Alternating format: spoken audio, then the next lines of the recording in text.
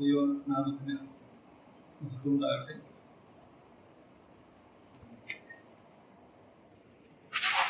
ഇവിടെ ആയിരിക്കാൻ കർത്താവ് സഹായിച്ചതോർത്ത് കർത്താവിനെ സ്തുതിക്കുന്നു. ഞാൻ ഇവിടെ തൃശ്ശൂർ വന്നിട്ട് 3 ആഴ്ചയായി. കാരണം എൻ്റെ മകൻ്റെ വിവാഹം തീരുമാനമായി. ഈ മാർച്ച് 29-ാം തീയതി എൻഗേജ്മെൻറ്റും ഏപ്രിൽ 16-ന് വിവാഹവും തീരുമാനിക്കപ്പെട്ടു. അതിനുവേണ്ടിയാണ് ഇവിടെ വന്നത്. കാരണം ഇവിടെ നിങ്ങൾക്ക് സ്വന്തമായിട്ട് കുറേ വീടൊക്കെ ഒഴിഞ്ഞു കിടക്കുകയാണ്. തറവാട് ഈ വഴിയിലാണ്. കാര്യം അനേക വർഷങ്ങളായിട്ട് ഉപയോഗമില്ല, ആരുമില്ല. എനിക്ക് പാടിയേക്കരയിൽ ഒരു വീടുണ്ട്. അതൊരു വാടകക്കാരുണ്ടായിരുന്നു. പക്ഷെ ഇത്തവണത്തെ പ്രളയത്തിൽ വെള്ളം കയറി. അതുകൊണ്ട് അവർ പോയി അതിങ്ങനെ ശൂന്യമായി കിടക്കുകയാണ്. ഇതൊക്കെ ഒന്ന് റിപ്പയർ ചെയ്തെടുത്ത് വിവാഹത്തിന്റെ കാര്യങ്ങൾക്ക് വീട്ടിലേക്ക് കയറണമല്ലോ വിചാരിച്ചു. അതിനുവേണ്ടിയാണ് വന്നത്. ആദ്യത്തെ ആഴ്ച ഇവിടെ വരാനായിട്ട് ആഗ്രഹിച്ചു. ഇപ്പോഴാണ് മറുപടിച്ചായ ജോസഫ് സോവൻ മരിച്ചത് ഇവർ അറിഞ്ഞത്. ഞായറാഴ്ച ഒരു പോകാം, അതുകൊണ്ട് അങ്ങോട്ട് പോകും. പിറ്റത്തെ ആഴ്ച പാലിയേക്കരയിൽ രാജസഹോദരൻ വന്നിട്ടുണ്ട്. ആളെ എന്നെ വിളിച്ചു. ഈ സന്ധ്യ ഇവിടെ വരണം, നിങ്ങളൊക്കെ ഉണ്ട്. ഒരുത്തൻ നിന്നെ നിർബന്ധിച്ചാൽ നമ്മളോട് കൂടെ പോകാം എന്നാണ് ഒരു പ്രമാണം അനുസരിച്ച് അവിടെ പോകും. ഈ ആഴ്ച സഹോദരൻ ചോദിച്ചു ഇവിടെ വരാൻ പറ്റുമെന്ന് ചോദിച്ചപ്പോൾ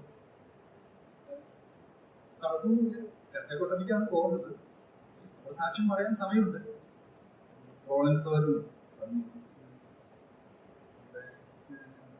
സാധിച്ച നന്നായിരുന്നു എന്ന് പറഞ്ഞപ്പോൾ ഞാൻ അങ്ങനെ അവരുടെ വാക്കിന് മാനിച്ച് വരികയാണ് ഉണ്ടായത്. നടക്കാൻ പോകുന്ന എൻഗേജ്മെന്റിനെയും വിവാഹത്തെയും ഓർത്ത് സഭ പ്രാർത്ഥിക്കണം. ഞാൻ 15 വർഷമായിട്ട് മൈസൂരാണ്. 15 വർഷം കൊണ്ട് ഈ മലയാളം വായിക്കുന്നില്ല, കന്നഡ ഭാഷയാണ് വായിക്കുന്നത്. അതിൻ്റെ ഒരു തപ്പിത്തടച്ചിലൊക്കെ ഉണ്ട്. അതിനു മുമ്പ് ആസാമി ഭാഷ പഠിച്ചിരുന്നു.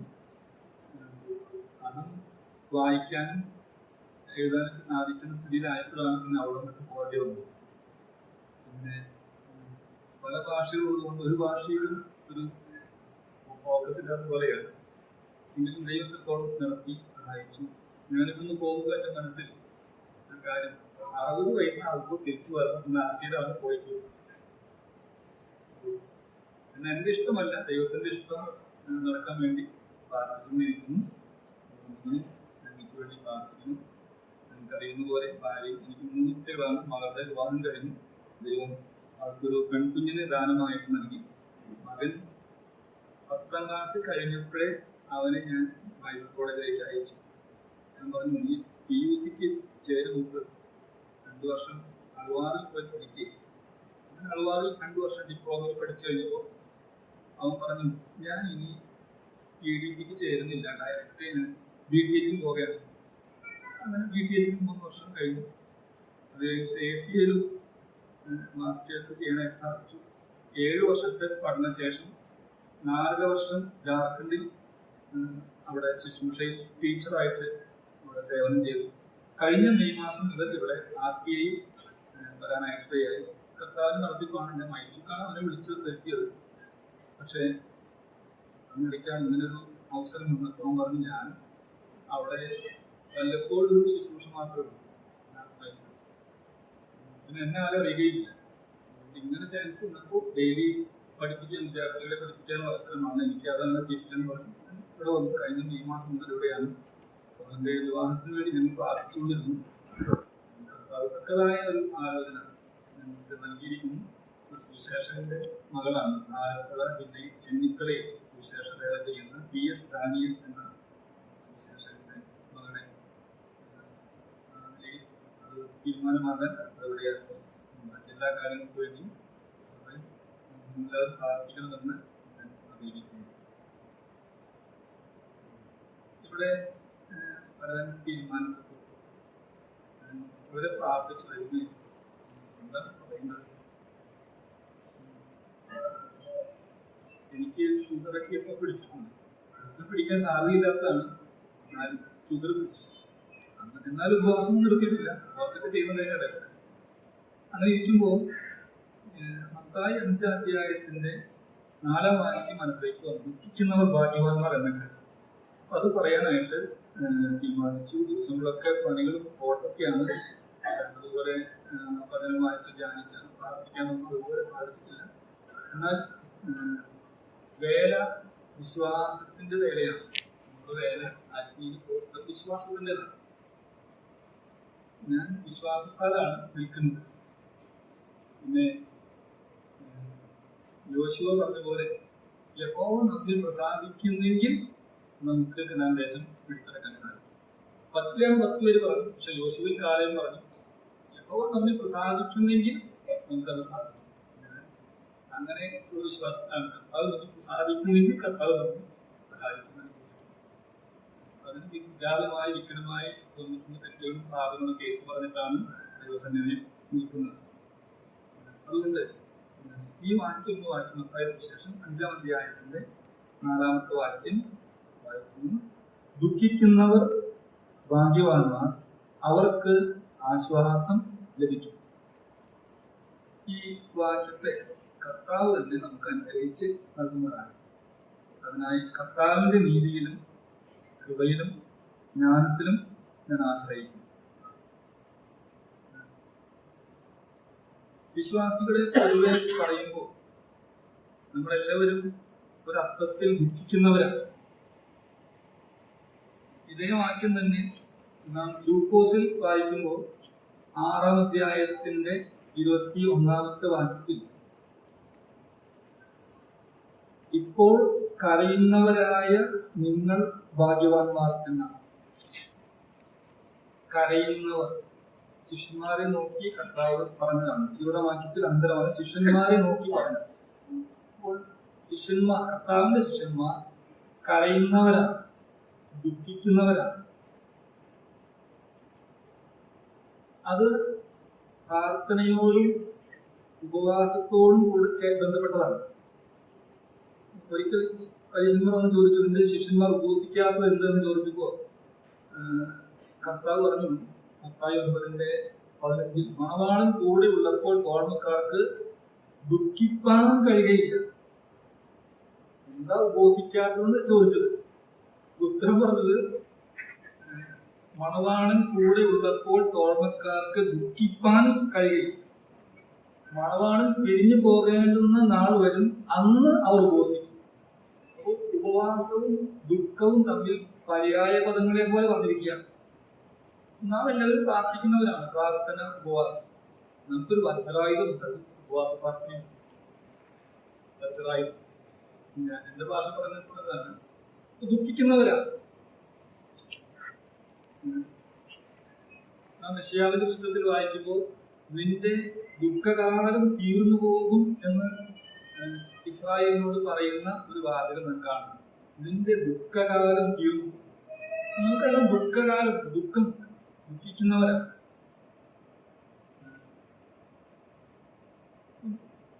ഇവിടെ ഇതിന്റെ ഗിരിപ്രഭാഷണം ആരംഭിക്കുമ്പോൾ ആദ്യത്തെ കാര്യം പറഞ്ഞിരിക്കുന്നത് ആത്മാവിൽ ദരിദ്രരായവർ ഭാഗ്യവാൻ, സ്വർഗരാജ്യം അവർക്കുള്ള. നമുക്ക് നമ്മുടെ ജഡത്തിൽ അനേക കാര്യമുണ്ട്. ഇപ്പൊ നമ്മുടെ വിദ്യാഭ്യാസം, അത് ഇൻഫർമേഷൻ വന്ന് കൂടുന്ന സ്ഥലമാണ് ബ്രെയിൻ, നമ്മുടെ മനസ്സ്. അപ്പൊ അതിന് വ്യത്യാസങ്ങളുണ്ട്. ജഡത്തിൽ അനേക കാര്യങ്ങളുണ്ട്. പൗലോസ് അങ്ങനെ പറഞ്ഞു, ജഡത്തിൽ ആർക്കെങ്കിലും പ്രശംസിക്കാമെന്ന് തോന്നിയാൽ എനിക്ക് എല്ലാവരെയും അധികം പ്രശംസിക്കാനുണ്ട്. ഞാൻ എബ്രായിൽ നിന്ന് ജനിച്ച എബ്രായി, ഞാൻ ബെന്യാമിൻ ഗോത്രക്കാരൻ, ഞാൻ പരീശൻ, ന്യായപ്രമാണം സംബന്ധിച്ച് അനിന്യ ഒരു കുറ്റവും പറയാനില്ല. ഇങ്ങനെ പലതും പറയാനില്ല.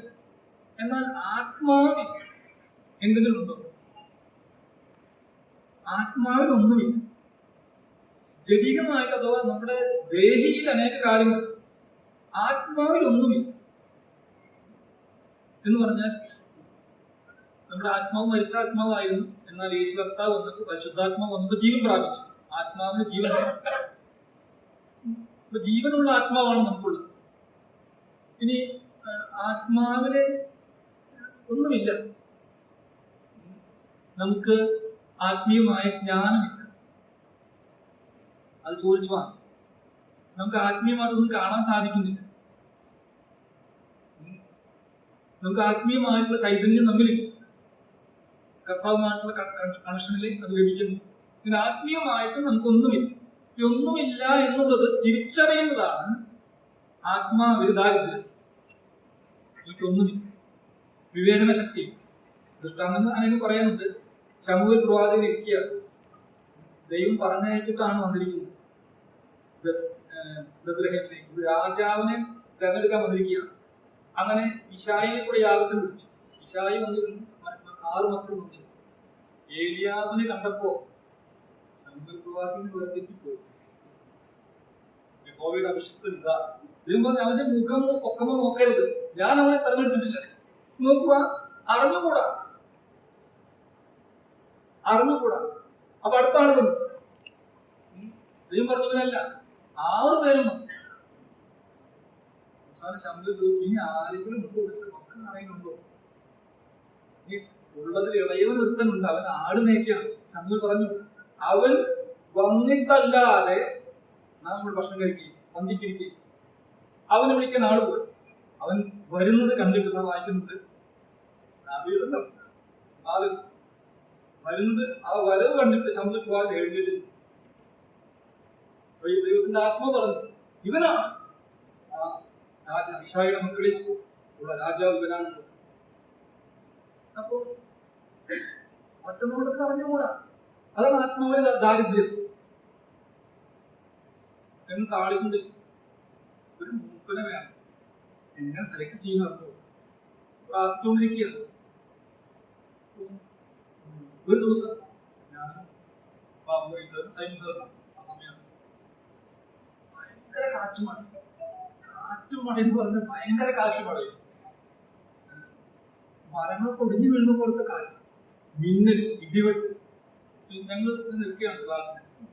ഇന്ന് ആരാണ് ക്ലാസ്സിന് വരുന്നത് അവനായിരിക്കും സങ്കടം. അങ്ങനെ ഞങ്ങൾ ഈ കാറ്റും മഴയത്തും നിൽക്കുമ്പോൾ തങ്കച്ചൻ എന്ന് പറയുന്ന ഒരു സംഭവം നനഞ്ഞ് കോടയൊക്കെ മേലേക്ക് പോയി. അതിന്റെ ഷേപ്പൊക്കെ മാറിയിട്ട് എന്നിട്ട് ക്ലാസ്സിലേക്ക് വരികയാണ്. ഞാൻ പറഞ്ഞു, ഇങ്ങനെയാണ് സങ്കടം. നമുക്ക് ജ്ഞാനമില്ല, എന്നാൽ ദൈവം നാം ആത്മീകമായി ദരിദ്രരാണ്. ഒന്നുമില്ല, എല്ലാം ഉള്ളത് കർത്താവാണ്. അവനിലെല്ലാം ദൈവത്തിന്റെ സർവ്വസമ്പൂർണതയും ദേവരൂപമായി വസിക്കുന്നത്. അവരിൽ നമ്മൾ പരിപൂർണരാണ്, നമ്മിലൊന്നുമില്ല. അതുകൊണ്ട് നമുക്ക് ജ്ഞാനം വേണമോ? കർത്താവേ, നമുക്ക് എന്താണ് വേണ്ടത്? എല്ലാം ക്രിസ്തുവിനുണ്ട്. എന്നാൽ നമ്മിലൊന്നുമില്ല. ഇത് തിരിച്ചറിഞ്ഞ് കർത്താവിൽ ആശ്രയിക്കുന്നതാണ് ആത്മാവിന്റെ ദാരിദ്ര്യം. തിരിച്ചറിയുമ്പോ, ഒന്നുമില്ലാന്ന് മനസ്സിലാകുമ്പോ എന്തുണ്ടാകും? ദുഃഖമുണ്ടാകും. ദാവീദ് പറഞ്ഞു, ഞാനോ എളിയവനും ദരിദ്രനും ആകും. അറിയാമോ? ദാവീദ് പാളയത്തിലേക്ക് വന്നാൽ ഫെലിസ്ത്യ സൈന്യം നടുങ്ങും. ദാവീദ് വന്നിട്ടെന്ന് പറഞ്ഞാൽ നടുക്കമാണ്.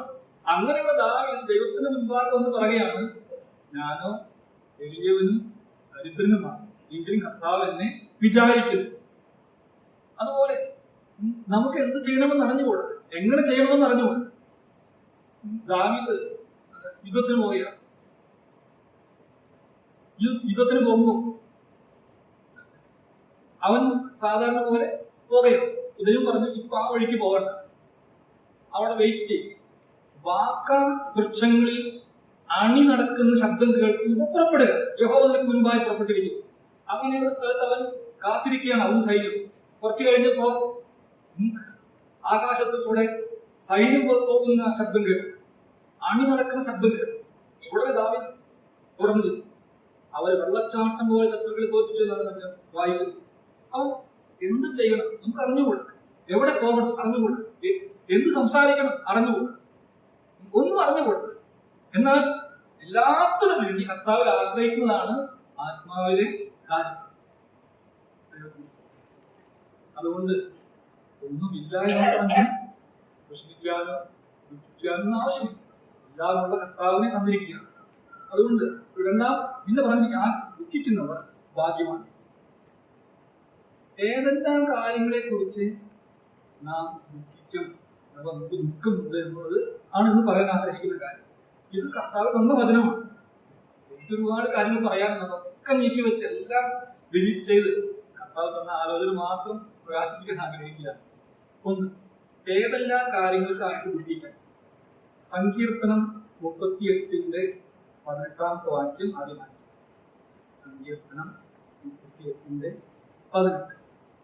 ഞാൻ എന്റെ അകൃത്യത്തെ ഏറ്റുപറയുന്നു, എന്റെ പാപത്തെ കുറിച്ച് ദുഃഖിക്കുന്നു. ഞാൻ എന്റെ അകൃത്യത്തെ ഏറ്റുപറയുന്നു, എന്റെ പാപത്തെ കുറിച്ച് ദുഃഖിക്കുന്നു. ദാവീദിന്റെ സങ്കീർത്തനമാണ്. അപ്പോ ദുഃഖിക്കേണ്ടുന്ന ഒന്നാമത്തെ കാര്യം സ്വന്തം പാപങ്ങളെ കുറിച്ച് ദുഃഖിക്കണം. പാപങ്ങളെ കുറിച്ച് ദുഃഖിക്കണമെങ്കിൽ പാപം എന്താണെന്ന് അറിയണം. ദാവീദിന് മനസ്സിലായി തന്റെ പാപം. നമുക്കറിയാം അവൻ പാപം ചെയ്തു. പക്ഷേ പാപം തിരിച്ചറിയാതെ അഥവാ ഏറ്റുപറയാതെ ഏകദേശം 1.5 വർഷത്തോളം മുൻപോട്ട് പോയി. ഒരു കുഞ്ഞ് ജനിച്ചു. അത് കഴിഞ്ഞ് നാം ശമൂവേൽ പുസ്തകത്തിലേക്ക് വരുമ്പോൾ അനന്തരം യഹോവ നാഥാൻ പ്രവാചകനെ ദാവീദിന്റെ അടുക്കൽ അയച്ചു. അത്രയും കാലം 1.5 വർഷം എന്തുകൊണ്ട് അയച്ചില്ല? എന്തുകൊണ്ട് ശിക്ഷ വന്നില്ല? കാരണം ആ കാലഘട്ടം മാനസാന്തരപ്പെടാനുള്ള കാലഘട്ടമായി. മാനസാന്തരപ്പെടാൻ ഒരു കാലഘട്ടം കർത്താവ് നമുക്ക് നൽകിയിട്ടുണ്ട്. വെളിപ്പാട് പുസ്തകത്തിന്റെ വാക്യം, ഞാൻ അവൾക്ക് മാനസാന്തരപ്പെടാൻ സമയം കൊടുത്തിട്ടും. അപ്പൊ മാനസാന്തരപ്പെടുവാൻ ദൈവം കൊടുക്കുന്ന ഒരു സമയപരിധിയുണ്ട്. ആ സമയം കൊടുത്തിട്ടും മാനസാന്തരപ്പെടുവാൻ അവൾക്ക് മനസ്സില്ല. ഫലമില്ലാത്ത അത്തിവൃക്ഷത്തിന് എന്ത് ചെയ്തു? സമയം നീട്ടിക്കൊടുത്തു. വെട്ടിക്കളയാൻ പറഞ്ഞു. മുന്തിരിത്തോട്ടത്തിൽ ഫലമില്ലാത്തൊരു അത്തിവൃക്ഷം. തോട്ടക്കാരൻ പറഞ്ഞു, യജമാനെ, ഈ ആണ്ടും കൂടെ നിൽക്കുക, നേരാൻ കായ്ച്ചെങ്കിലോ, ഇല്ലെങ്കിൽ വെട്ടിക്കളയാം. അങ്ങനെ ഫലമില്ലാത്ത അത്തിവൃക്ഷത്തിന് ഒരാണ്ടും കൂടെ എക്സ്റ്റെൻഡ് ചെയ്ത് കൊടുത്തു. മാനസാന്തരപ്പെടാൻ ദൈവം സമയം തരുന്നു. ദാവീദിന്റെ കാലത്തിൽ സ്വന്തമായിട്ട് അവൻ തെറ്റ് ഏറ്റു പറയുമോ എന്ന് കാത്ത് ദൈവം ഇരുന്നു. അവൻ പറഞ്ഞു. അതുകൊണ്ട് നാഥാൻ പ്രവാചകനെ അയച്ചു പാപം ബോധ്യപ്പെട്ടു.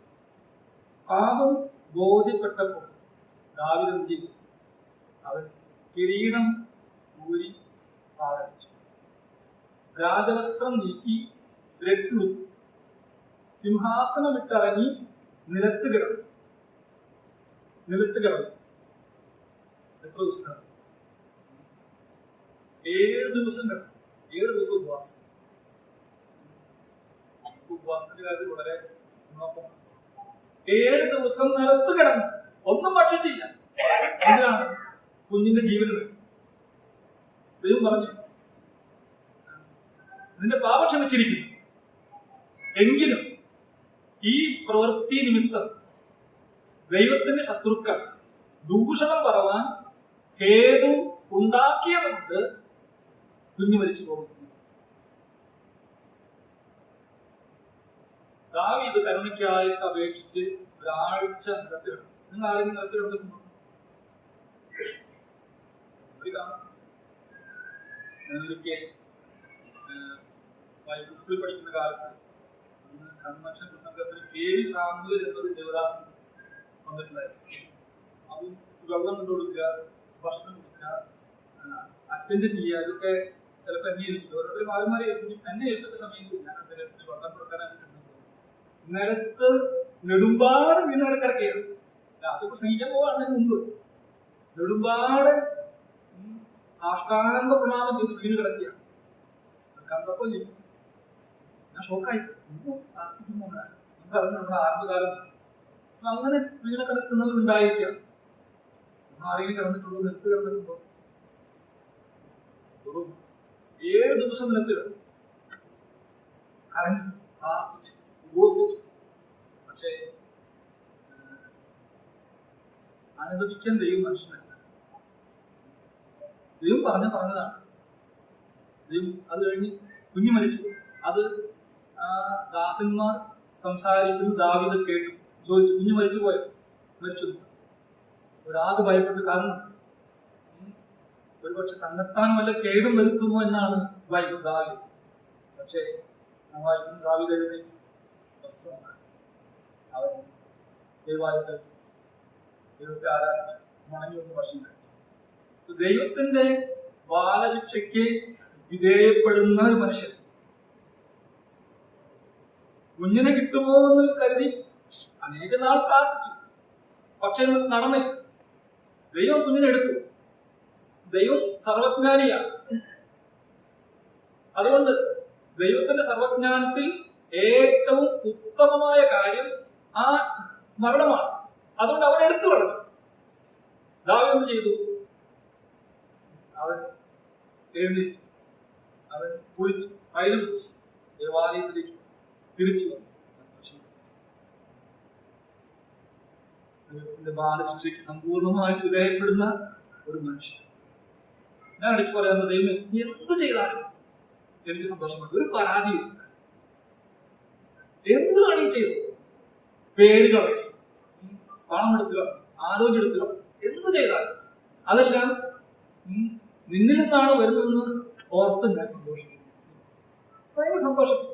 എല്ലാം പോയാലും ഒരു കുഴപ്പമില്ല. അപ്പൊ ദാവീദ് ബാലശിക്ഷയ്ക്ക് വിധേയപ്പെട്ടു. അതുകൊണ്ടാണ് ദാവീദിനെ കുറിച്ച് പിന്നീട് നാം വായിക്കുന്നത്, എന്റെ ഹൃദയപ്രകാരമുള്ള മനുഷ്യൻ, എന്നെ ആഫ്റ്റർ മൈ ഓൺ ഹാർട്ട്. ദൈവത്തിന്റെ ബാലശിക്ഷയ്ക്ക് വിധേയപ്പെടുന്ന മനുഷ്യൻ. ഇപ്പൊ പാപം ഏറ്റു പറയുന്നു. എന്നാൽ നാം ശൗലുമായിട്ട് കമ്പയർ ചെയ്യുമ്പോൾ ഒരു ഭാഗം വായിക്കുന്നത് നല്ലതാണ്. ശമൂവേലിന്റെ 1-ാം പുസ്തകം 15-ാം അധ്യായം.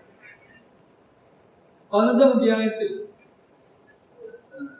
ശമൂവേൽ രാജാവായി കഴിഞ്ഞ ശേഷം ദൈവം പറഞ്ഞു, 15-ാം അധ്യായത്തിന്റെ 2-ാം വാക്യം. എല്ലാം വായിക്കുന്ന സമയം പോരാ, അതുകൊണ്ട് ഞാൻ അത്യാവശ്യം വാക്യങ്ങൾ മാത്രമേ പറയുന്നുള്ളൂ. ഇസ്രായേൽ മിസ്രയീമിൽ നിന്ന് പുറപ്പെട്ടു വരുമ്പോൾ വഴിയിൽ വെച്ച് അമാലേക്ക് അവരെ ആക്രമിച്ച് അവരോട് ചെയ്തതിന് ഞാൻ കുറിച്ചു വെച്ചിരിക്കുന്നു. ആകയാൽ നീ ചെന്ന് അമാലേക്കരെ തോൽപ്പിച്ച് അവർക്കുള്ളതൊക്കെയും നിർമൂലമാക്കി കളക. അമാലേക്കരെ നിർമൂലമാക്കുക. അമാലേക്ക് ഇസ്രായേലിനെ ആക്രമിച്ചത് എപ്പോഴാണ്? മിസ്രയീമിൽ നിന്ന് പുറപ്പെട്ടു വരുമ്പോൾ. പുറപ്പാട് പുസ്തകം 15-ാം അധ്യായത്തിൽ അവിടെയാണ്. 17-ാം അധ്യായത്തിൽ. ഇപ്പൊ എത്രയോ നാളുകൾ കഴിഞ്ഞു, എത്രയോ കാലങ്ങൾ കഴിഞ്ഞു. ഇപ്പോഴാണ് ദൈവം പറയാണ്, അന്ന് ചെയ്ത ആ കാര്യം ഞാൻ കുറിച്ചു വച്ചിരിക്കുകയാണ്. അത് സെറ്റിൽമെന്റ് ചെയ്തിട്ടില്ല, അതിന് പരിഹാരം വരുത്തിയിട്ടില്ല. അതുകൊണ്ട് നീ ചെന്ന് അമാലേക്കരെ ഉന്മൂലനാശം ചെയ്യുക, കനിവ് തോന്നരുത്. ശൗല് ചെന്നു. എന്നിട്ട് സൂക്ഷിച്ചു നോക്കണം. 15-ാം അധ്യായത്തിന്റെ 9-ാം വാക്യം.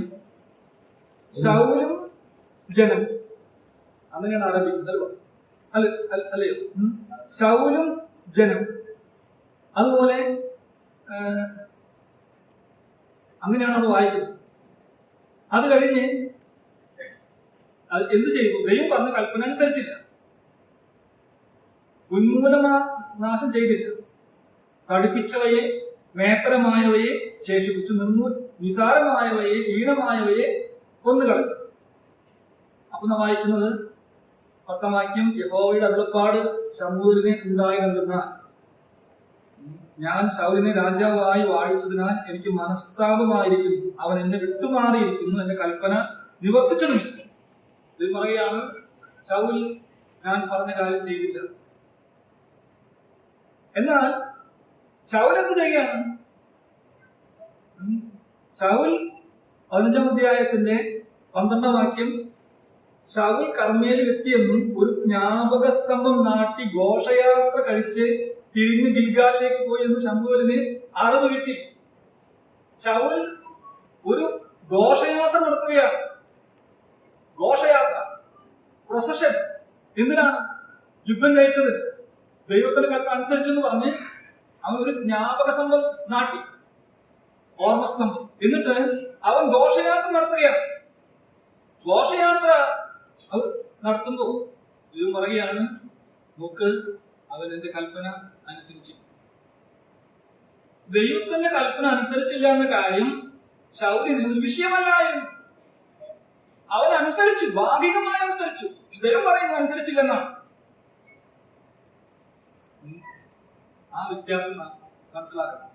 ശമൂവേൽ ചോദിച്ചു, നീ ചെയ്ത കാര്യം എന്താണ് എന്ന് പറഞ്ഞപ്പോ ശൗല് പറഞ്ഞ കാര്യം 15-ാം അധ്യായത്തിന്റെ 15-ാം വാക്യത്തിൽ ഇങ്ങനെ വായിക്കുന്നു, അവയെ അമാലേക്കരുടെ പക്കൽ നിന്ന് അവർ, ആ ഇസ്രായേലിൽ. അടുത്ത വാചകത്തിൽ ജനമാണ് ഇത് ചെയ്തത്. 21-ാം വാക്യത്തിൽ ജനം ശബ്ദാർത്ഥവസ്തുക്കളിൽ വിശേഷമായ ആടുകളെ കൊള്ളയിൽ നിന്ന് എടുത്ത് ഗിൽഗാലിൽ നിന്റെ ദൈവമായ യഹോവയ്ക്ക് യാഗം കഴിക്കാൻ കൊണ്ടുവന്നിരിക്കുന്നു. ജനം. അതിന്റെ 24-ാം വാക്യം, ശൗൽ ശമൂവേലിനോട്, ഞാൻ ജനത്തെ ഭയപ്പെട്ട് അവരുടെ വാക്കനുസരിച്ചതിനാൽ പാപം ചെയ്തു. ശൗല് തെറ്റ് സമ്മതിച്ചില്ല. ശൗൽ എന്താ പറയുന്നത്? ഞാനല്ല. ആരാണ് കുറ്റക്കാര്? ജനം, ഇസ്രായേല്. അവരാണ്. അവരെ ഭയപ്പെട്ടുകൊണ്ടാണ് ഞാൻ ചെയ്തത്. തെറ്റ് ദൈവത്തിന്റെ മുൻപാകെ ശൗൽ അംഗീകരിച്ചില്ല. ദാവീദോ, ഞാൻ യഹോവയോട് പാപം ചെയ്തു. ആ വ്യത്യാസം. നമ്മളൊക്കെ തെറ്റ് സമ്മതിക്കുന്നവരെ ജനം പരിഹസിക്കും. അവനത് ചെയ്തിട്ട് ദൈവത്തിന്റെ മുൻപാകെ ആരാണ് ശ്രേഷ്ഠൻ? ഇവിടെ നാം വായിക്കുകയാണ് 26-ാം വാക്യം, 15-26-ാം വാക്യത്തിൽ, നീ യഹോവയുടെ വചനത്തെ തള്ളിക്കളഞ്ഞത് കൊണ്ട് യഹോവ നിന്നെയും ഇസ്രായേലിലെ രാജസ്ഥാനത്ത് നിന്ന് തള്ളിക്കളഞ്ഞിരിക്കുന്നു. ദൈവത്തിന്റെ വചനത്തെ തള്ളിക്കളഞ്ഞ, ദൈവം ഏൽപ്പിച്ചിരിക്കുന്ന ശുശ്രൂഷയിൽ നിന്ന് ദൈവം തള്ളിക്കളയും. നിശ്ചയമാണ്, ഇസ്രായേലിന്റെ മഹത്വമായവൻ ബോഷ്ക്ക് പറയുകയില്ല, അനുഭവിക്കുകയുമില്ല. അതുകൊണ്ട് കൽപ്പന വളരെ ഗൗരവമുള്ളതാണ്. ദൈവത്തിന്റെ കൽപ്പന, ഈ കൽപ്പന അനുസരിക്കുക. എന്നാൽ ശൗൽ അത് ചെയ്തു. ദാവീദ് പറയുകയാണ്, ഞാൻ എന്റെ അകൃത്യത്തെ ഏറ്റുപറയുന്നു, എന്റെ പാപത്തെ കുറിച്ച് ഞാൻ ദുഃഖിക്കുന്നു. നമ്മുടെ വ്യക്തിപരമായ പാപങ്ങളെ കുറിച്ച് ഓർത്ത് ദുഃഖിക്കുന്നു. കർത്താവേ, ഇത്രയും വർഷങ്ങളായി, എന്നിട്ടും നീ ആഗ്രഹിക്കുന്ന വിശുദ്ധിയിലേക്ക് വരാൻ എനിക്ക് സാധിക്കുന്നു. കർത്താവേ, ഇത്രയും വർഷങ്ങളായി നിന്റെ വചനം കൃത്യമായിട്ട് വായിക്കാൻ എനിക്ക് സാധിക്കുന്നു. കർത്താവ്, ഇത്രയും വർഷങ്ങളായി നിന്റെ സന്നിധിയിൽ പ്രാർത്ഥനയ്ക്കായിട്ട് നിരന്തരമായിട്ട് വരാൻ സാധിക്കുന്നില്ല. പണ്ട് വന്നിരുന്നു. പണ്ട് ഞാൻ അടുത്തൊരാളെ കണ്ടപ്പോൾ ആള് പറഞ്ഞു, പണ്ടൊക്കെ ഞാൻ പ്രാർത്ഥിക്കാൻ എഴുന്നേറ്റിരുന്നു, ഇപ്പൊ എഴുന്നേൽക്കുമ്പോ പ്രാർത്ഥിക്കുകയാണ്. പണ്ടൊക്കെ പ്രാർത്ഥിക്കാനായിട്ട് എഴുന്നേറ്റിരുന്നു, ഇപ്പൊ അങ്ങനെ കഴിയുന്നില്ല. എഴുന്നേൽക്കുമ്പോ പ്രാർത്ഥിക്കുകയാണ്. നോക്കുക, ആ പഴയ സമർപ്പണം, കമ്മിറ്റ്മെന്റ് ഇപ്പോഴില്ല. എന്നാൽ ഇത് ഓർത്ത് ദുഃഖിക്കാൻ സാധിക്കുന്നില്ല. അതാണ് ഏറ്റവും വലിയ ശോചനീയമായ സ്ഥിതി. ഇവിടെ ദാവീദ് തന്റെ പാപങ്ങളെ കുറിച്ച് ഓർത്ത് ദുഃഖിക്കും. ദുഃഖിക്കേണ്ടുന്ന രണ്ടാമത്തെ വിഷയം, രണ്ടാമത്തെ കാര്യം, ലൂക്കോസിന്റെ സുവിശേഷത്തിലേക്ക് വരാം. ലൂക്കോസിന്റെ സുവിശേഷം 23-ാം അധ്യായത്തിന്റെ 28-ാം വാക്യം നമുക്ക് പരിചയമുള്ള വാക്യം. ലൂക്കോസ് 23-ാം അധ്യായം. യേശു തിരിഞ്ഞ് അവരെ നോക്കി, യേശുവിന്റെ പുത്രിമാരെ, എന്നെ ചൊല്ലി കരയേണ്ട, നിങ്ങളെയും നിങ്ങളുടെ മക്കളെയും ചൊല്ലി കരയും. എന്നെ ചൊല്ലി കരയണം. ആരെ ചൊല്ലി കരയണം? 28-ാം വാക്യത്തിൽ, നിങ്ങളെയും നിങ്ങളുടെ മക്കളെയും ചൊല്ലി കരയും. മക്കളെയും ചൊല്ലി കരയും. മക്കൾക്ക് വേണ്ടി കരയണം. മക്കൾക്ക് വേണ്ടി ആരൊക്കെ കരഞ്ഞിട്ടുണ്ടോ ആ കരച്ചിൽ വ്യർത്ഥമായി പോയിട്ടില്ല.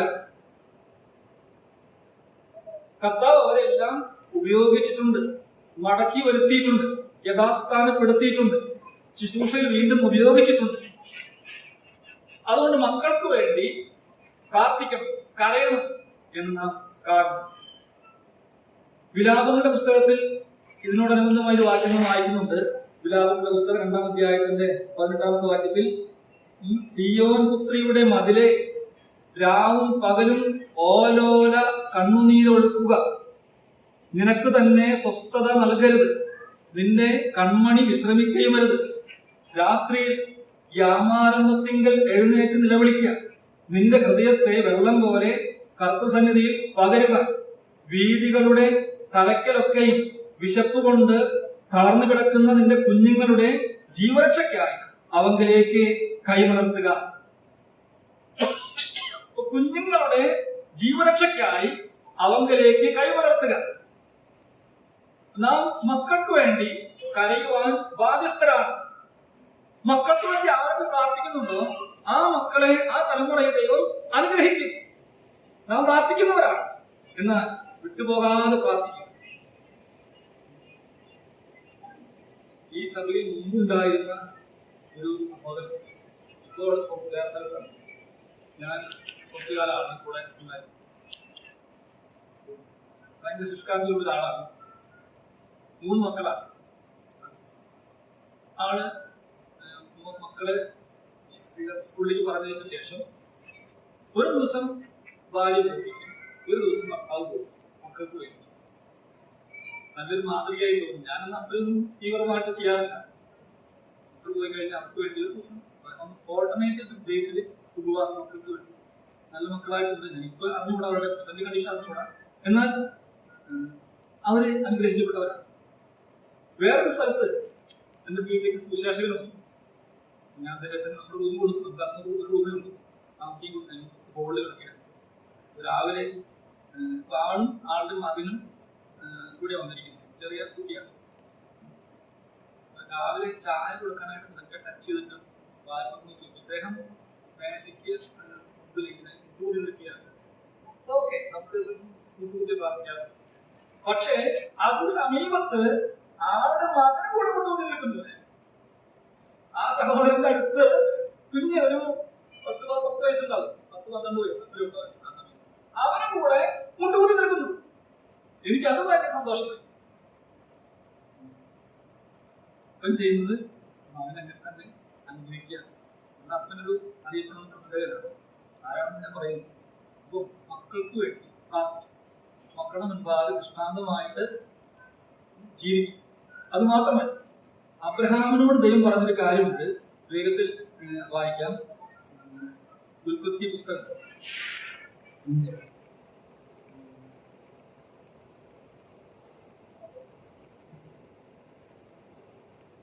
18-ാം അധ്യായത്തിന്റെ 19-ാം വാക്യം. യഹോവ അബ്രഹാമിനെ കുറിച്ച് അറിയിച്ചുകൊണ്ട് അവന് നിവർത്തിച്ചു കൊടുക്കാൻ തക്കവണ്ണം അബ്രഹാം തന്റെ മക്കളോടും തനിക്ക് പിമ്പുള്ള കുടുംബത്തോടും നീതിയും ന്യായവും പ്രവർത്തിച്ചുകൊണ്ട് യഹോവയുടെ വഴിയിൽ നടക്കാൻ കൽപ്പിക്കേണ്ടതിന് ഞാൻ അവനെ തിരഞ്ഞെടുത്തിരിക്കുന്നു. അവിടെ വായിക്കുന്നത് നമുക്കറിയാവുന്ന വാക്യമാണ്. അബ്രഹാം തന്റെ മക്കളോടും തനിക്ക് പിമ്പുള്ള കുടുംബത്തോടും നീതിയും ന്യായവും പ്രവർത്തിച്ചുകൊണ്ട് യഹോവയുടെ വഴിയിൽ നടപ്പാൻ എന്ത് ചെയ്യണം? കൽപ്പിക്കേണ്ടതിന്. അങ്ങനെയല്ലേ വാക്യം?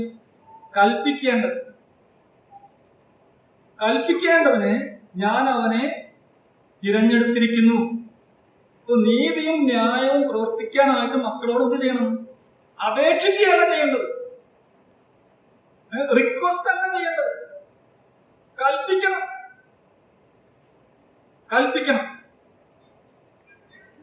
ഏലി പുരോഹിതൻ മക്കൾ ക്രിമിനൽ ഒഫൻസാ ചെയ്യുന്നത്. മക്കളോട് അങ്ങനെ പറയുന്നത്, സംസാരിക്കുന്നത്, മക്കളെ, നിങ്ങളെ കുറിച്ച് യഹോവയുടെ ജനം പറഞ്ഞു പരത്തുന്ന ഈ ശ്രുതി നന്നല്ല. വളരെ അനുനയ സ്വരത്തിൽ സംസാരിക്കുകയാണ്. ആരോട്? മക്കളോട്. എന്നാൽ ഇവിടെ വായിക്കുന്നു കൽപ്പിക്കണം. കൽപ്പിക്കണം. അതിനാണ് അബ്രഹാമിനെ ദൈവം തിരഞ്ഞെടുത്തത്. അപ്പൊ നാം ദൈവത്തിന്റെ വചനം അവരെ പറഞ്ഞു കൊടുക്കണം, കൽപ്പിക്കണം. തെറ്റായ കാര്യങ്ങൾ കാണുമ്പോൾ സ്ട്രിക്റ്റ് ആയിട്ട് പറയണം, കർശനമായിട്ട് പറയണം. അങ്ങനെ ഭവനത്തെ ഭരിക്കാനായിട്ട് കഴിവുള്ളവരാണ് ദൈവസഭയെ ഭരിക്കാനായിട്ട് പറയുന്നത്. സ്ട്രിക്റ്റ് ആയിട്ട് നിൽക്കണം ആത്മീയ കാര്യങ്ങളിൽ. അവിടെ ട്രെയിനിങ് കഴിഞ്ഞിട്ട് വേണം ഇവിടെ വരാൻ. ഞാൻ പറഞ്ഞതല്ല, ബൈബിളിലെ തിമോഥെയോസിന്റെ വാക്യമാണ്. സ്വന്തം കുടുംബത്തെ നന്നായി ഭരിക്കണം, ഭരിക്കാൻ അറിയുന്നവരായിരിക്കണം ദൈവസഭയെ ഭരിക്കാൻ പറയേണ്ടത്. അത് നമ്മുടെ വായിക്കും. അപ്പൊ കൽപ്പിക്കേണ്ടത് കൽപ്പിക്കണം. ഈ എഫേസ്യ ലേഖനത്തിൽ മക്കളെ കുറിച്ച് പറയുന്ന ഭാഗത്ത് ഒരു വാക്യം ഇങ്ങനെ വായിക്കുന്നുണ്ട്. എഫേസ്യ ലേഖനം 6-ാം അധ്യായത്തിന്റെ 4-ാമത്തെ വാക്യമാണ്. നമുക്ക് അറിയാവുന്ന വാക്യം. അവിടെ വായിക്കുന്നു, പിതാക്കന്മാരെ നിങ്ങളുടെ മക്കളെ കോപിപ്പിക്കാതെ കർത്താവിന്റെ ബാലശിക്ഷയിലും പത്യോപദേശത്തിലും പോറ്റി വളർത്തണം. നമുക്കറിയാവുന്ന വാക്യം. എന്താ പറഞ്ഞിരിക്കുന്നത്? എന്ത് ചെയ്യണം? 2 കാര്യം പറഞ്ഞു. ഒന്ന് ബാലശിക്ഷ, മറ്റൊന്ന് പത്യോപദേശം. ഇതിലേതാ ആദ്യം?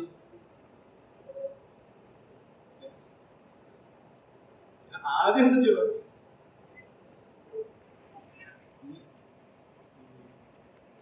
സദൃശ്യം 29-ന്റെ 15. സദൃശ്യം 29-ന്റെ 15-ാമത്തെ വാക്യം എടുക്കാം. വടിയും ശാസനയും ജ്ഞാനത്തെ നൽകുന്നു, തന്നിഷ്ടത്തിന് വിട്ടിരുന്ന മാനവും അമ്മയ്ക്ക് ലജ്ജ വരുത്തുന്നു. 2 കാര്യം പറഞ്ഞിട്ടുണ്ട്. എന്ത് ചെയ്യണം?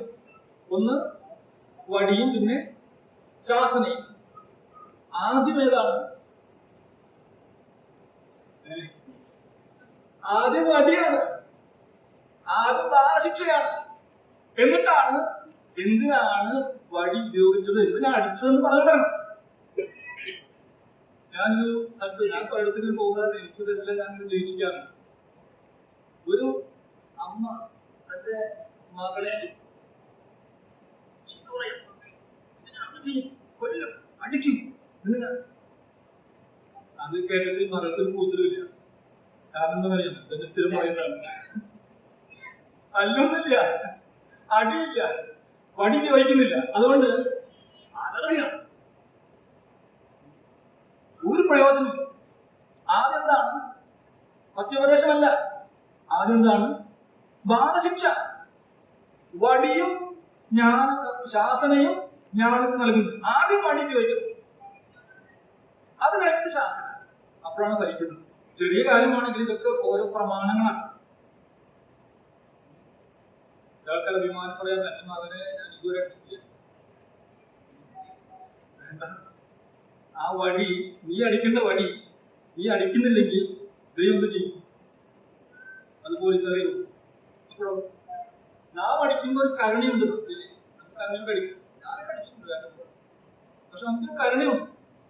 പക്ഷെ മറ്റാൾക്കാർക്ക് കരുണയില്ല. ആർക്ക്? പോലീസുകാർക്കോ നാട്ടുകാർക്കോ കരുണയില്ല. ശരിക്കും അതുകൊണ്ട് മക്കൾക്ക് വേണ്ടി പ്രാർത്ഥിക്കണം, അവരുടെ മുമ്പാകെ മാതൃകയാനും ഉപദേശവും ബാലശിക്ഷയും അടിയും ശാസനയും നൽകി അവരെ യഥാസ്ഥാനപ്പെടുത്തുവാൻ ആവശ്യമാണ്. എനിക്ക് തെറ്റുപറ്റിയിട്ടില്ലെങ്കിൽ ഒരു കാര്യം പറയാൻ ആഗ്രഹിക്കുകയാണ്. പുറപ്പാട് പുസ്തകം, അത് ഉൽപ്പത്തിയിലേക്ക് വരാം. ഉൽപ്പത്തി പുസ്തകം 17-ാം അധ്യായം. പുറപ്പാട് പുസ്തകം 17-ാം അധ്യായം. 17-ാം അധ്യായത്തിൽ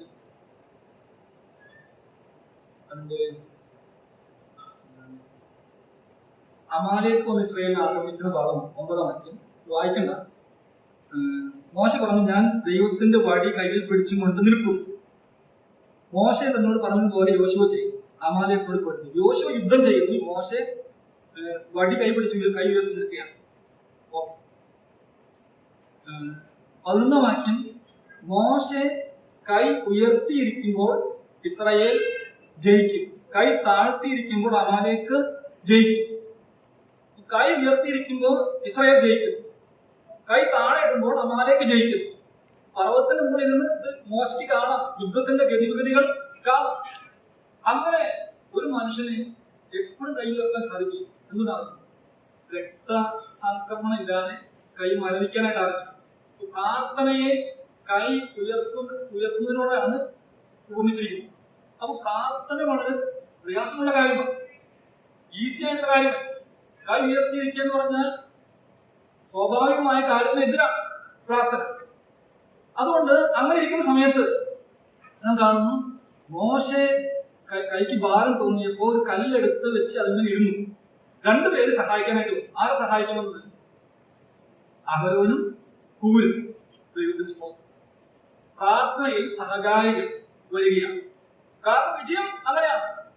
വ്യക്തിപരമായ കാര്യത്തിന് വ്യക്തിപരമായ പ്രാർത്ഥന മതി, സഭയായിട്ടുള്ള വിജയത്തിന് സഭയായിട്ടുള്ള പ്രാർത്ഥന വേണം, കുടുംബമായിട്ടുള്ള വിജയത്തിന് കുടുംബമായിട്ട് പ്രാർത്ഥിക്കണം. അങ്ങനെ പ്രമാണങ്ങളുണ്ട്. അതുകൊണ്ട് ഇവിടെ ഇസ്രായേൽ സഭ ജയിക്കണം, അതിന് മോശ മാത്രം കൈയുയർത്തി പിടിക്കാൻ സാധിക്കുന്നില്ല. അതുകൊണ്ട് അഹരോനും ഹൂരും വന്നു. ഓക്കെ, ഈ സഹായികളായിട്ട് വന്നവരെ ദൈവം അനുഗ്രഹിക്കുന്നു. കുറെ കാലങ്ങൾക്ക് ശേഷം ഇസ്രായേലിൽ മഹാപുരോഹിതൻ ദൈവം ആരെ വിളിച്ചത്?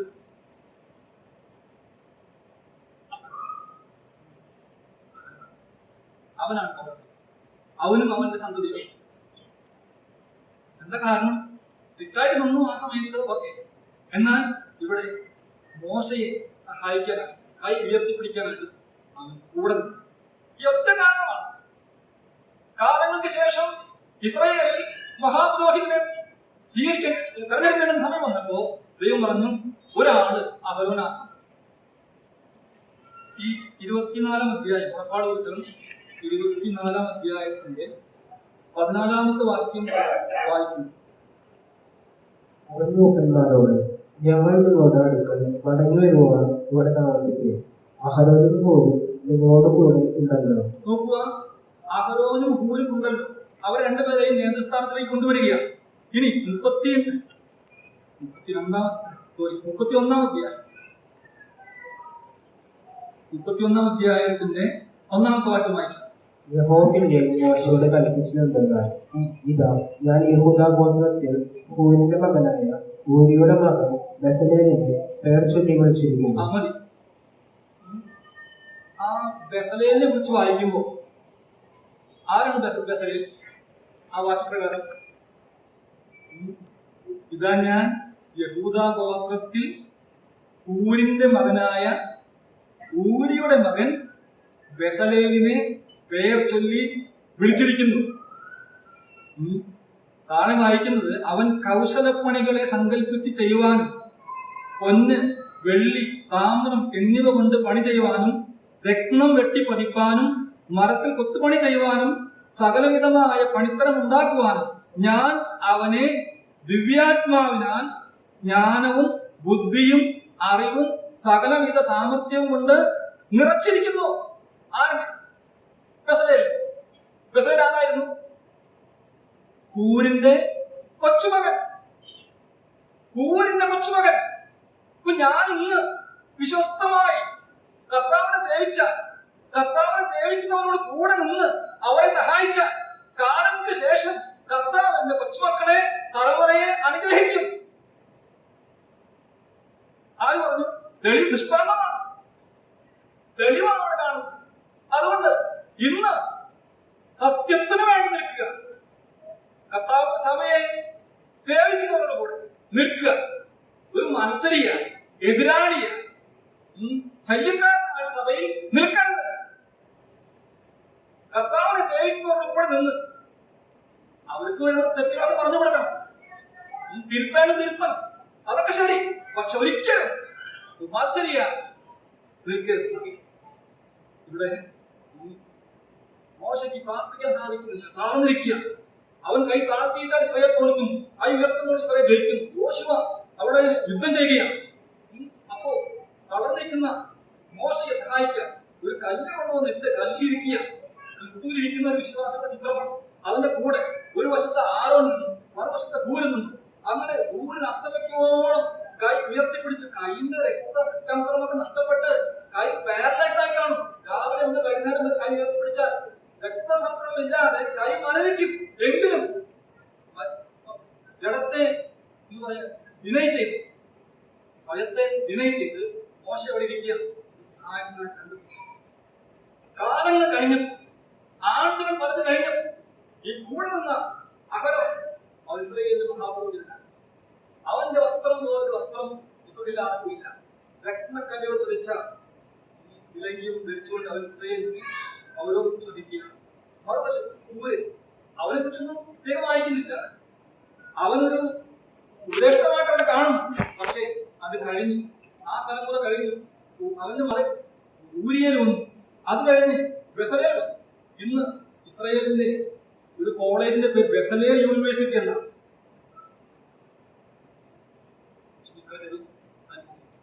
ഞാൻ പറയാൻ ആഗ്രഹിക്കുന്ന കാര്യം, ഇപ്പൊ നമ്മളെ അനുഭവിച്ചിരിക്കുന്നത് എന്തുകൊണ്ടാണ്? പിതാക്കന്മാർ ഇല്ലേ? പിതാക്കന്മാർ വിശ്വസ്തമായി കർത്താവിനെ സേവിച്ചതിന്റെ പ്രതിഫലനമാണ് ഇവിടെ ഇരിക്കുന്നത്. നാം ഇന്ന് അതേ വിശ്വസ്തയോടെ സമർപ്പണത്തോടെ കർത്താവിനെ സേവിച്ച എന്തുണ്ടാകുന്നു? നമുക്കൊരു തലമുറയുണ്ടാകും. നേരിലുള്ളവരുടെ തലമുറ അനുഗ്രഹിക്കപ്പെടും. അതുകൊണ്ട് നാം എന്ത് ചെയ്യും? മാതൃകയായി ഈ മലയാളത്തിൽ തിന്മ പ്രവർത്തിക്കുന്ന ഏവനും ഇങ്ങനെ പ്രോപാലനത്തിൽ നന്മ പ്രവർത്തിക്കുന്ന ഏവനും മഹത്വവുമാണ് വരും. തിന്മ പ്രവർത്തിക്കുന്ന ഏവനും കഷ്ടവും ദുഃഖവും സങ്കടവും. അപ്പൊ നാം ഒരു നന്മ പ്രവർത്തിക്കണം. നന്മ പ്രവർത്തിച്ച് ഭാവി കാലത്തേക്ക് നല്ലൊരു നിക്ഷേപം ഉണ്ടാകണം. ഈ കന്നഡത്തിൽ ഒരു പാട്ടുണ്ട്, അത് പാടിയോണ്ട് അതിനൊരു സമയമാണ്. മാടി ദുന്നോ മാരായ എന്ന് പറഞ്ഞ വിതച്ചത് കൊയ്യും. സഹോദര മാടി ദുന്നോ മാരായ ಅದನ್ನು ಹೇಳಿದರೆ ಯಾಕೆ ಭಯ ಬಿತ್ತಿದನ್ನ ಕೊಯ್ಯಲೇಬೇಕು ತಿಳಿಯೋ ನೀನು ಮಾರಾಯ ಬಿತ್ತಿದನ್ನ ಕೊಯ್ಯಲೇಬೇಕು ತಿಳಿಯೋ ನೀನು മാരായ മാടിതുന്നോ മാരായ എന്ന് പറഞ്ഞാൽ വിതച്ചത് കൊയ്യും. എവിടെ കൊയ്യും? തലമുറകളിലേക്ക്. അതുകൊണ്ട് ഞാൻ ദൈവത്തെ ഭയപ്പെടുന്നു. കാരണം ഞാൻ ദൈവത്തെ വിട്ട് മത്സരിയായി പോയാൽ അടുത്ത തലമുറ വിശ്വാസത്തിൽ ഉണ്ടാകില്ല. എന്നാൽ നാം വിശ്വസ്തമായി ബെസലേലിനെ സകലവിധ സാമർത്ഥ്യവും കൊണ്ട് നിറച്ചത് മക്കളെ, കൊച്ചുമക്കളെ, തലമുറയെ അനുഗ്രഹിക്കും. നമ്മുടെ പിതാക്കന്മാർ ദൈവത്തെ വിശ്വസ്തമായി സ്വീകരിച്ചു, ഇതെല്ലാം കഷ്ടത അനുഭവിച്ചു. എന്നാൽ നമ്മുടെ തലമുറ നാം ഇന്ന് കർത്താവിന് മുമ്പാകെ ഇരിക്കുകയാണ്. നമ്മുടെ നേട്ടം കൊണ്ട് അവർ പ്രവർത്തിച്ചതിന്റെ നന്മ. അബ്രഹാം ദൈവത്തിന് ഒരു അതിസൽക്കാരം കൂടാരത്തിലേക്ക് ദൂതന്മാരായിട്ട് വന്നു. കാളക്കുട്ടിയെ അറുത്തു, ഭക്ഷണം കൊടുത്തു. അബ്രഹാം ഭക്ഷണം കൊടുത്തു. കുറെ കഴിഞ്ഞപ്പോൾ ഉണ്ടായി, ഈ അബ്രഹാമിന്റെ സന്തതികളായിട്ടുള്ള ഇസ്രായേലിയർ ചെങ്കടൽ കടന്ന് മരുഭൂമിയിലേക്ക് പ്രവേശിച്ചു. ദൈവം അവർക്ക് 40 വർഷം അവർക്ക് മന്ന. അബ്രഹാമിനോടുള്ള എന്റെ വിശ്വസ്തത നിമിത്തം അവർ മത്സരിച്ചു, നിഗളികളായി അനുസരണക്കേട് കാണിച്ചു. പക്ഷേ മന്ന നിന്നുപോയോ? ഇല്ല, മന്ന നിന്നുപോയില്ല. കാരണം എന്താണ്? മന്ന കൊടുത്തത് ദൈവം അബ്രഹാമിനോടുള്ള വിശ്വസ്തതയിൽ കൊടുത്തതാണ്. അതുകൊണ്ട് മന്ന തിന്നുമോ? ഞാൻ ശരിയായതുകൊണ്ടാണ് മന്ന വീഴുന്നതെന്ന് വിചാരിക്കുന്നത്. ഞാൻ ശരിയായതുകൊണ്ടാണ് മന്ന കിട്ടുന്നത്, ഞാൻ ശരിയായിട്ട് ജീവിക്കുന്നതുകൊണ്ടാണ് എനിക്ക് അനുഗ്രഹം ഉണ്ടാകുന്നത് വിചാരിക്കുന്നത്. നമ്മുടെ അനുഗ്രഹത്തിന്റെ കാരണം അതിന്റെ പുറകിൽ അധ്വാനിച്ചിട്ടുള്ള സമർപ്പണത്തോടെ സേവിച്ചിട്ടുള്ള നമ്മുടെ പിതാക്കന്മാരുടെ അവരുടെ ഗുണം നിമിത്തമാണ്. അതുകൊണ്ട് ഇത് നാം കർത്താവിന്റെ മുൻപാകെ വന്നിരിക്കുക. ദുഃഖിക്കുന്നവർ ഭാഗ്യവാൻ. നാം നമ്മുടെ പാപങ്ങളെ കുറിച്ച് അനുദപിച്ച് യഥാസ്ഥാനപ്പെടണം. കർത്താവ് നമ്മെ സഹായിക്കും. എത്ര വലിയ വീഴ്ച വന്നാലും കർത്താവ് ഏറ്റു പറഞ്ഞ് യഥാസ്ഥാനപ്പെട്ടാൽ വീണ്ടും ശക്തി മടങ്ങി വരും. ഈ ശിംശോൻ അവൻ ശക്തിയെല്ലാം പോയി ഫെലിസ്ത്യർക്ക് വേണ്ടി ജോലി ചെയ്യുകയാണ്, ഡാൻസ് കളിക്കുകയാണ്. അവൻ മാനസാന്തരപ്പെട്ടു. അവൻ പ്രാർത്ഥിച്ചു. പ്രാർത്ഥന ദൈവമേ ഒരിക്കൽ കൂടെ ആ ശക്തി എന്നത് പ്രാർത്ഥന സ്വർഗത്തിലേക്ക് കയറി ദൈവസിംഹാസനത്തിലേക്ക് എത്തി. പ്രാർത്ഥന അവസാനിക്കുന്നു. അവന്റെ ദേഹത്തിലൂടെ ദേഹിയിലൂടെ ആത്മാവിലൂടെ ശക്തി ഇങ്ങനെ വ്യാപരിച്ചിറങ്ങുന്നത് അവനറിഞ്ഞു. ശക്തി മടങ്ങി വന്നു. ശക്തി മടങ്ങി വന്നു. ഇതിന്റെ ശക്തി മടങ്ങി വരുമ്പോഴും അതുകൊണ്ട് കർത്താവിനെ നമുക്ക് വിശ്വസ്തമായിട്ട് സേവിക്കാം, കർത്താവിന് വേണ്ടി ജീവിക്കാം, തെറ്റുകൾ ഏറ്റു പറയാം, നമുക്ക് വേണ്ടി ദുഃഖിക്കാം, പാപം ഏറ്റു പറയാം, നമ്മുടെ മക്കൾക്ക് വേണ്ടി പ്രാർത്ഥിക്കാം, വിശ്വസ്തമായിട്ട് ജീവിക്കാം. കർത്താവ് അതിനായി നമ്മെ സഹായിക്കട്ടെ. ഈ ചെറിയ ചിന്തകൾ അതിന് മുഖാന്തരമായി തീരട്ടെ. കർത്താവിന്റെ വലിയ നാമം മാത്രം ഇന്ന് പ്രാർത്ഥിക്കുന്നു.